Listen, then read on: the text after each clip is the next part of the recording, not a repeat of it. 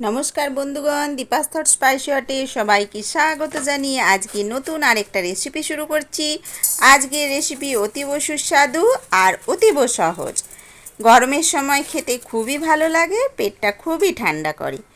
বাঙালির তো মুগের ডাল খেতে খুবই ভালো লাগে, সোনা মুগের ডাল হলে তো আর কথাই নেই। তো আজকে আমি এই মুগ ডাল দিয়েই একটা রেসিপি বানাবো, আর সাথে কিছু রকম ফের করব।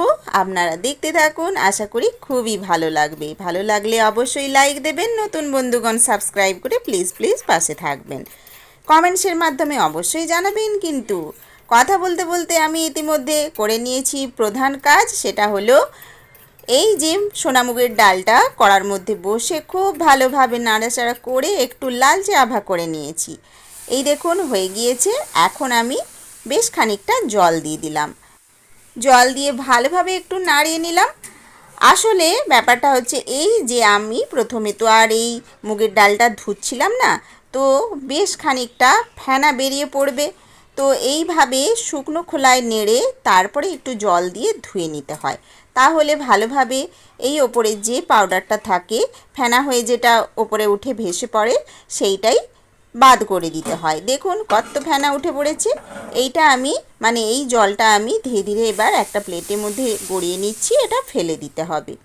তারপরে মূল ডালটি সেদ্ধ করার জন্য ভালো জল দিতে হবে। তো যথারীতি আমি প্রথমে এই জলটা ধুয়ে ফেলে দিলাম ডাল থেকে। এখন এবার বসিয়ে নেব গ্যাসের মধ্যে। আর ডালটা এক কিনারা হয়ে গিয়েছে, খুন্তি দিয়ে একটু নেড়ে মাঝখানে নিয়ে চলে আসব।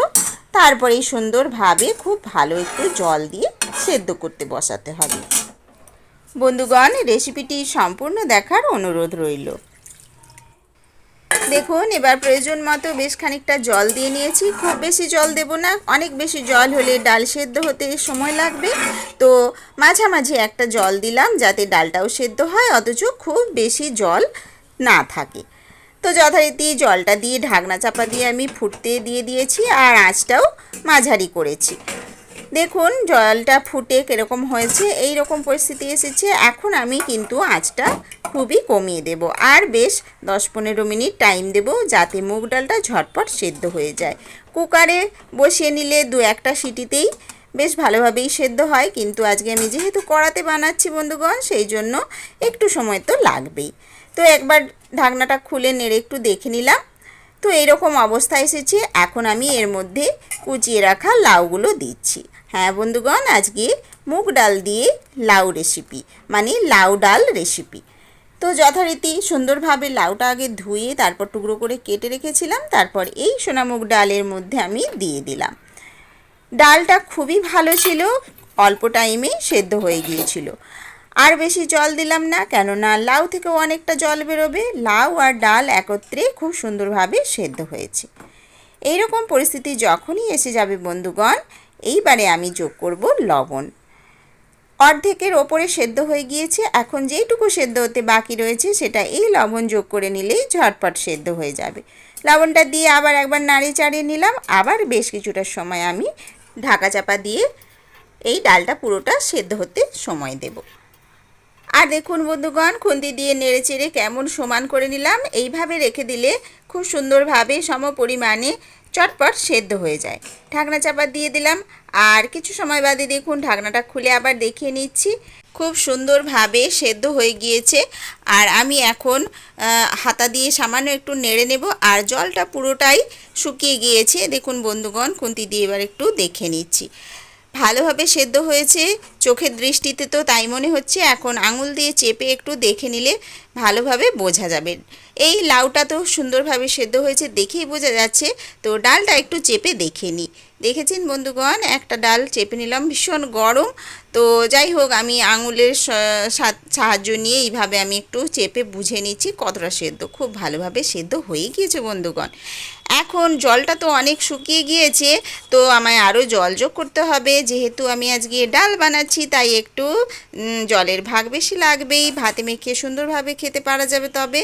তো আমি একটা পাত্রে আপাতত ঢেলে নিলাম লাউ আর ডালের মিশ্রণটা। এবার একটু ফোড়ন দিতে হবে।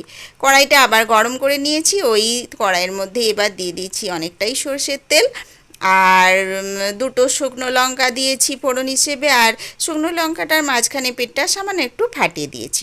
তারপরে একটা বড় দেখে তেজপাতা দিলাম। আর এই তেলটা এখনও খুব ভালোভাবে গরম হচ্ছে না, তো ধীরে ধীরে তেলটা গরম হলে লঙ্কা আর তেজপাতাটা একটু ভাজা ভাজা হয়ে যাবে। তারপর ধীরে ধীরে বাকি ফোড়নের উপকরণগুলো যোগ করব। আজকে বন্ধুগণ এই মুগ ডালে তো সাধারণত আমরা জিরে ফোড়ন দিই, জিরের সাথে আজকে একটা বিশেষ উপকরণ দেব। আসলে আমার বাড়িতে এরকমভাবে খেতে খুবই ভালোবাসে আমার মেয়ে। এই সর্ষে দিয়ে ফোড়ন দিয়ে ডাল করলে খুব ভালোবাসে, জিরে আর সর্ষে, তাই একসাথে আমি ফোড়ন দিলাম।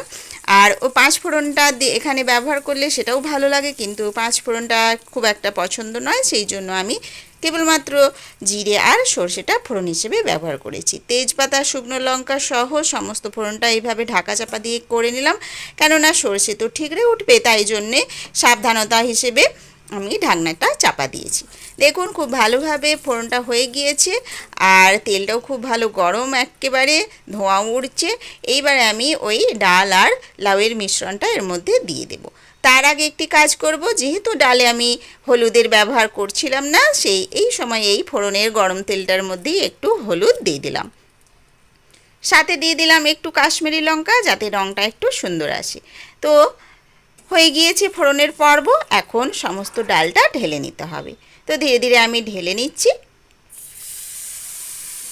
দেখেছেন হয়ে গেল।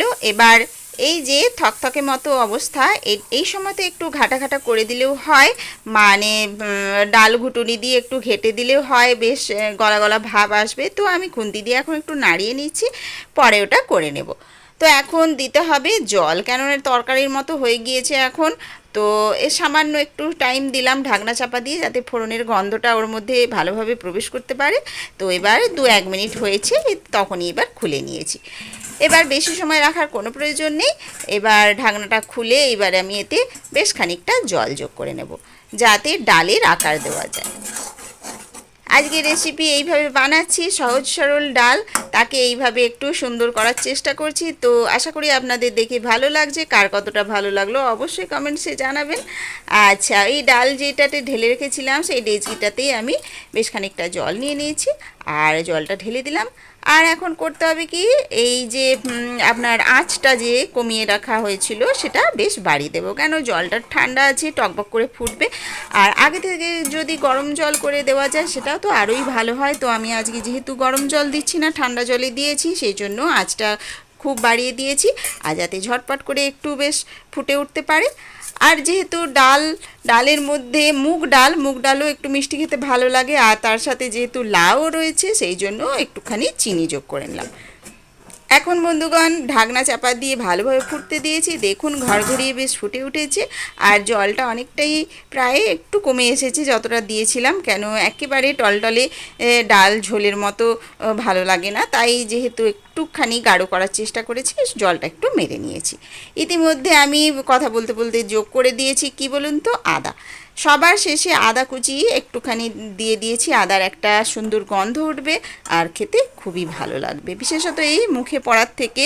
যে যারা ভালোবাসেন না তারা এটা সম্পূর্ণ স্কিপ করে যেতে পারেন। আদার টুকরোগুলো মুখে পড়লে অনেকে পছন্দ করেন না, কিন্তু আমাদের ভালো লাগে, সেই জন্য আদাটা একটু দিয়েছি কুচি কুচি করে, সেটার গন্ধ আর দাঁতে পড়বে যখন, বেশ খেতে মজা লাগে।